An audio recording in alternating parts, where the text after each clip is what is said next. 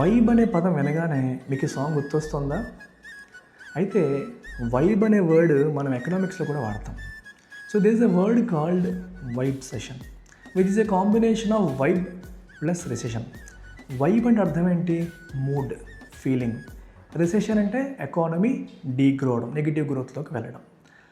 Vibe session అంటే economy నిజంగా negative గ్రోత్లోకి వెళ్ళకపోయినప్పటికీ ప్రజల్లో స్ట్రాంగ్ నెగిటివ్ సెంటిమెంట్ ఉంటే, నెగిటివ్ వైబ్ ఉంటే, అలాంటి సినారియోని మనం వైబ్ సెషన్ అనే పదంతో డిస్క్రైబ్ చేస్తాం.